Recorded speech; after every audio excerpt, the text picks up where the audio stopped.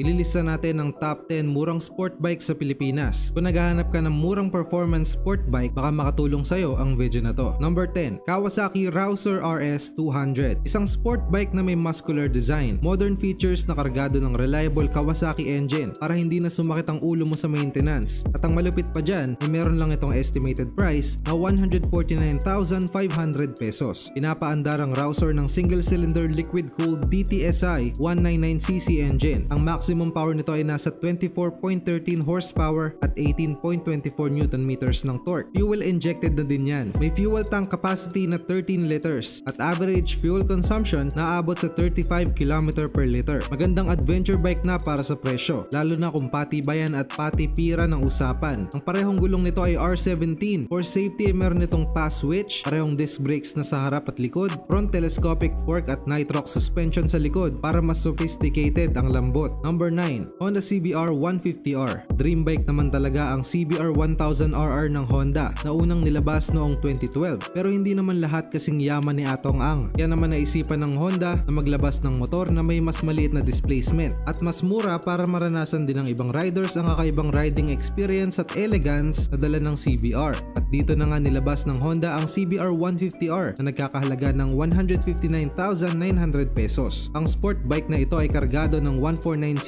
liquid-cooled engine na may maximum power output na aabot sa 17 horsepower at 14 Nm ng torque. Konektado sa isang chain drive PGM FI fuel supply system at 6-speed manual transmission. Kung usapang stability naman, meron itong telescopic suspension sa harap at rolling suspension naman sa likod. R17 wheels sa harap at likod at pares na ding naka-disc brakes. Maliwanag na LED head at taillights at electric start option. Kargado man ang CBR ay hindi ka pa rin mabibitin dahil sa 12-liter fuel tank capacity na kaya magbigay ng average fuel consumption na aabot ng 38 km per liter. Kaya masasabi natin na matipid pa rin sa malalayong biyahe. Number 8, FKM 3GP. Mula sa mas lumalakas na Fecon brand, walang iba kundi ang Fecon FKM 3GP na kasalukuyang kilala na sa 4 na kontinente ng mundo dahil sa bitbit nitong tibay, performance at reliability. Ang importante sa lahat ay mura lang din ang 3GP. Meron itong estimated price na 168,000 pesos. 300cc na tong motor na to at EFI na din ang fuel supply system. May easier ignition control at electric start option. Basic na basic lang dito ang maximum power na aabot ng 27.9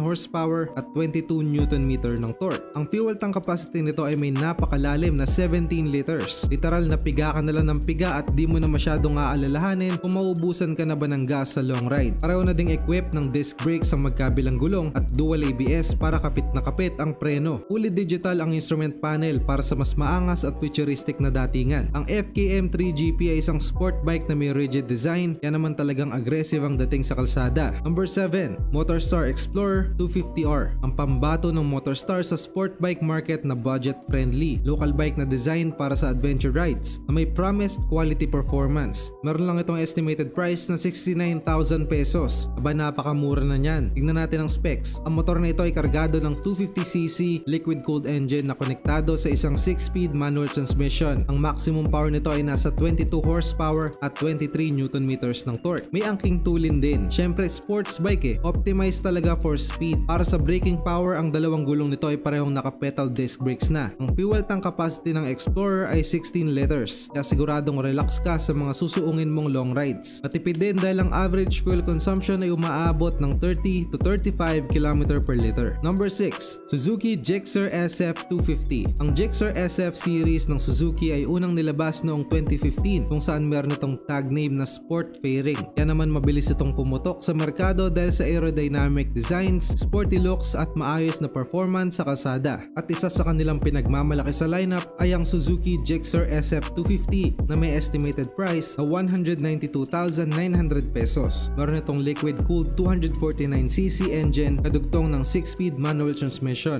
Kargado ng 26.1 maximum horsepower at 22.2 Nm ng torque. Ang fuel tank capacity naman ay 12 liter, kaya siguradong walang hassle sa biyahe, lalo pat average fuel consumption lamang ng Gixxer ay nasa 36 km per liter. Kaya kung gusto mo magkaroon ng sport bike na papalag sa mga racing ay siguradong pasok dito ang Suzuki Gixxer SF 250. Number 5, KTM RC 200. Ang bike na may swabing performance, efficiency at style na talaga namang lilingunin sa kalsada. Tingnan mo naman kung gaano napakagwapo yan. Ito ang KTM RC200, nagawa ng Austrian brand at Indian manufacturer na Bajaj. Ang KTM ay ilang dekada na ding namamayagpag sa merkado ng mga motorsiklo, kaya walang duda na maaasahan talaga ang brand na ito pagdating sa kanilang mga sport bike lineup. At isa na nga dito ang RC200 na may estimated price na 198,000 pesos. Ang motor na ito ay may 200cc engine, swabing swabe dahil liquid cooled at EFI na. Konektado yan sa 6-speed manual transmission. Ang maximum power ng KTM RC ay aabot sa 25 horsepower at 200 Nm ng torque. Meron na ding disc brake sa harap at likod at ABS para sa maximum safety. Ang fuel tank capacity nito ay nasa 13.7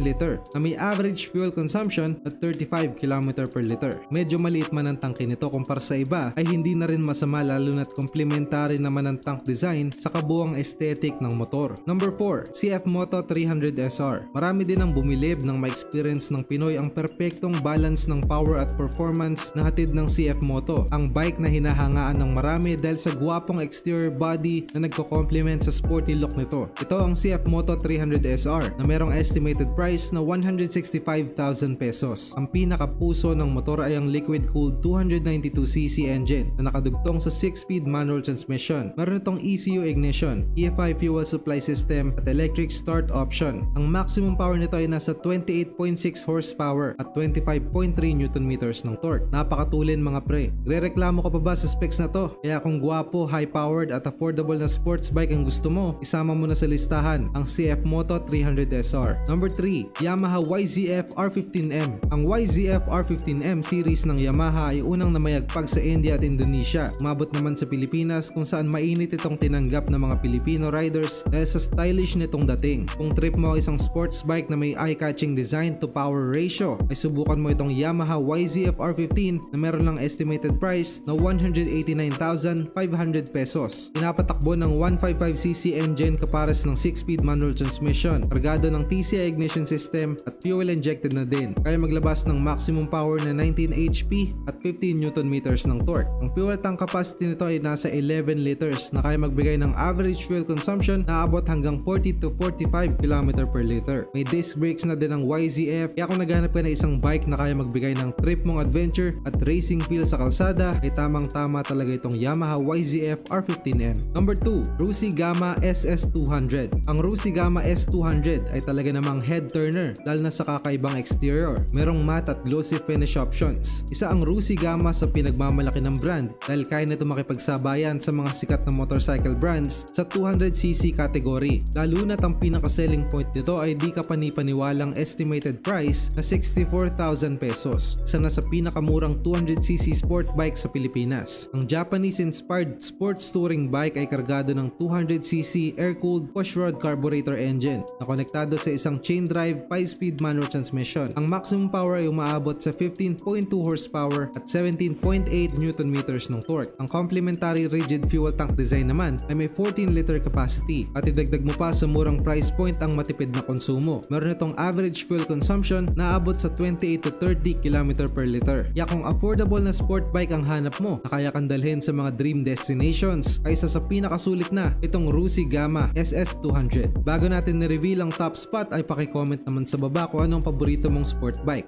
Top spot natin nandito ang number 1, Rusi Sigma 250. Kilala na ng marami ang brand ng Rusi. Mapahanap buhay man, pang service sa trabaho o eskwelahan, subok na yan. At pasok sa ating affordable sport bike category ang kanilang Rusi Sigma 250 na may estimated price na 94,000 pesos lang. Napakamura na nito para sa kategory niya. Pinapaandar ng 223cc oil-cooled engine na konektado sa isang chain drive 6-speed manual transmission. May maximum power na 17.7 HP at 17.2 Nm ng torque. Ang tubeless tires nito ay R17 sa harap at likod. Pareho na ding merong disc brakes. Ang fuel tank capacity naman ng Rusi Sigma ay malalim din sa 16 liters at may average fuel consumption na aabot ng 24 km per liter ayon sa actual review ng mga riders. Mag-like at subscribe na for more contents na katulad nito. Salamat sa panonood!